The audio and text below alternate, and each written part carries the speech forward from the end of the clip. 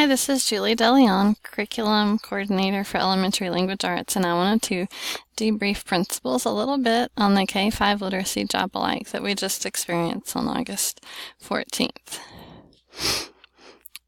One of the things that all the teachers went over K through 5 is the Roundmark ISD writing rubrics. We talked about the need for this rubric and why. A lot of this work was started a couple of years ago, but then really stemmed from the literacy review. You can see here that the main reason, the needs and the whys, was to align our writing assessment across the district, to develop a coherent assessment system, and then employ analytical scoring and formative assessment and form instruction, which is really important for the day in, day out part, and then help us understand students as progressing writers along a continuum from pre-K through 12. So we're no longer looking at just an elementary rubric, but a cross-district rubric. And we want to also value and focus on authentic writing and the writing process. Here's an example of the first page of the two rubrics. There's a pre-K2 rubric, which you see is 6 traits, so that's what we adopted. We'll talk about that in a little bit more. So there's a pre-K2 rubric, and then there's a 3-8 rubric. These are adapted from 6 traits at Educational Northwest. We basically took off the presentation trait. You'll see that these rubrics are different if you remember rubrics from the past. 6 traits, they now operate on a 6 scale, and they have the different levels from beginning all the way to exceptional, and there's no longer a need for grades to cross. So from pre-K to 2 they'll use that rubric only, and then from 3 to 8 they'll use that rubric. So the 6 traits, as I said, are adapted from Northwest Educational Regional Education Northwest, and these were rubrics that have been under lots of use for 3 decades, and they continue to help teachers across not just the United States but worldwide. And I think a really good thing about it is that it helps better understand the qualities of good writing for teachers, and then also helps teachers hone their ability to provide student feedback, which is important for those daily writing workshops and conferring. And also another important thing is that the traits can be used across content areas, so not just in the literacy classroom, but in science, social studies, and math too, as also fundamental skills that are in part of writing. So as we talked about the K2, there's a pre-K, 2 rubric, and the teachers spent some time talking about developmental stages of writing and how the pre-K2 rubric is based on developmental stages of writing. Here's an example of something that the pre-K guidelines include, and so we just talked with teachers about pre-K guidelines and how it's very developmental based on the writing stages of development. The teachers in K2 also read an article about the stages of writing development, which is posted to the ARC. And just to give them some background about why the pre-K2 rubric is special and specific to students who are early literacy and developing those writing skills.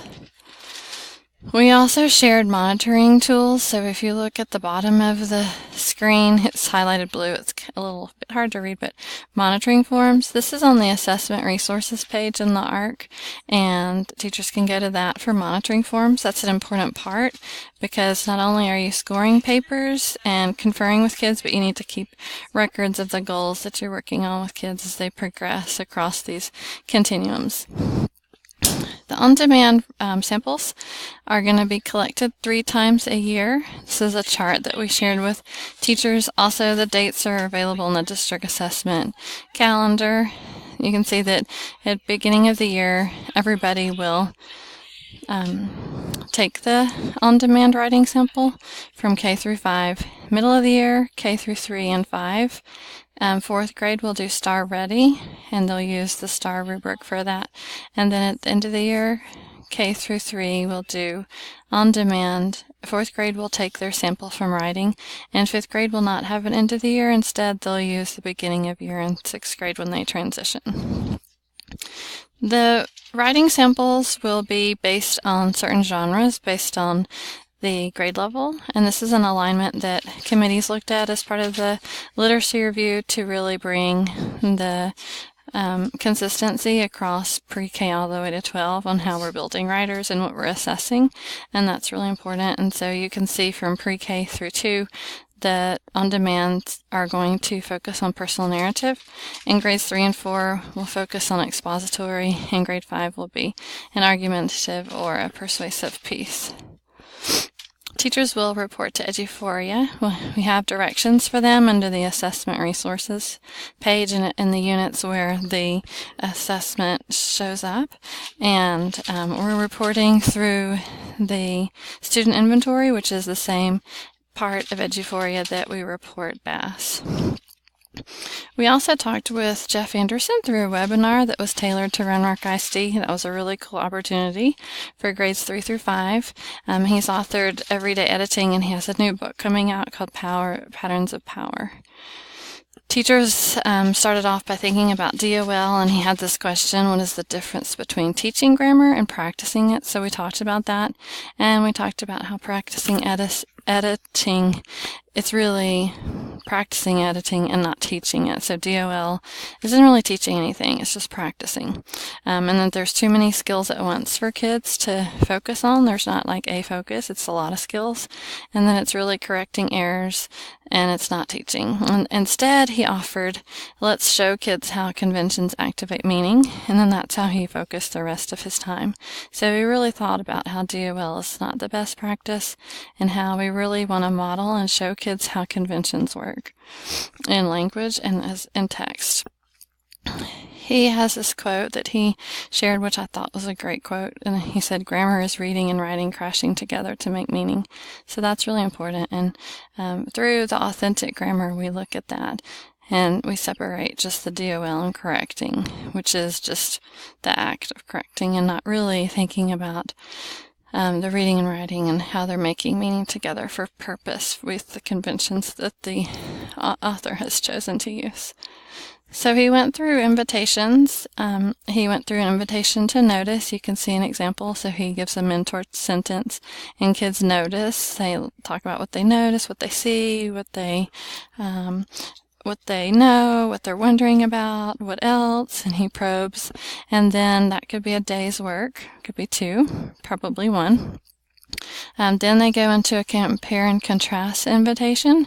So you can see on the screen he has 2 different examples, and they talk about the differences between those examples, and that's a very important part because the kids are developing the concept and they're soaking in the correctness that we want them to see, and really thinking about what's alike and what's different. And so then the next invitation would be an invitation to imitate or try it out, and he talked about we could do that in different ways. So through a shared imitation, through a paired imitation, or individually. So bringing in some gradual release there, and really giving the kids a lot of opportunity to use it.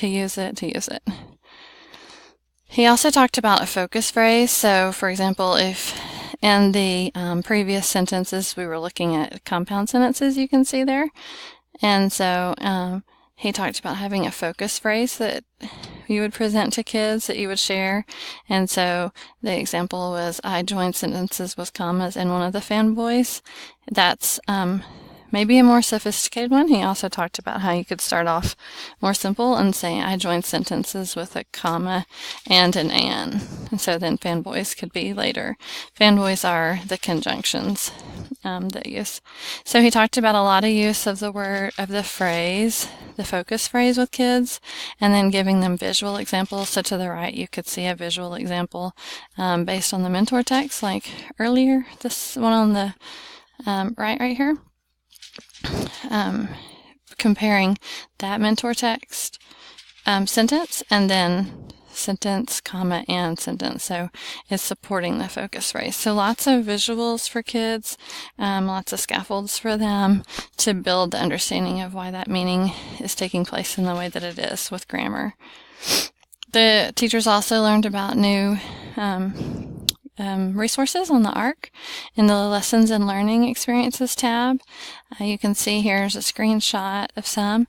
A lot of work was done this summer to align TEKS from the oral and written conventions to lessons, and we used some of Jeff Anderson's models that he uses for his invitations with authentic grammar, and also the reading strategies book, so teachers can go here. This is a live document. It's going to continue to grow across the year as we build this. The K2 teachers did also a webinar on literacy instruction practices for early readers and writers, and that was facilitated by Jesse and Angie, who are coaches. And here we gathered kinder and first and second grade teachers from across the district to watch this webinar, and important points that they went over for the day was word study assessment, and this is all in the ARC, so teachers learned about how to assess, and they use Words Their Way inventories for that, and they talked about word study instruction and structures for that, how that could look. They talked about grammar instruction in primary grades, which is an important part, and that's all kind of embedded using the components of balanced literacy. So everything that they learned, they tied it back to balanced literacy and how to use balanced literacy components to teach word study, to teach grammar, and to scaffold to the needs of the classroom based on their language development in those early years. They also brought in the literacy continuum, which was bought for teachers this year, so we wanted to embed that. So teachers started delving into that and thinking about how the literacy continuum could help them with word study and their phonics instruction.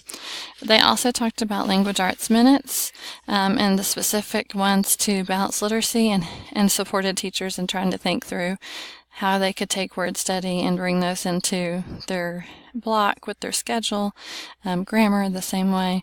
And then they ended by announcing the new resources for phonics. The KN1 are the Fountains and Pennell phonics lessons, and for second is iRead, which is an online resource. This information is all going to be posted to the ARC. You'll see that we have on the screen, we have all the slides that were shared. The webinars are going to be recorded and posted when those are produced. So the Round Rock ISD in-house webinar for K2 will be posted here, and then Stenhouse will give us 90 days to have a link to our Round Rock ISD webinar with Jeff Anderson, and this video will be presented here as well. I hope this has helped you gather thoughts about the day that we had for Job Alike, and thank you so much for your support.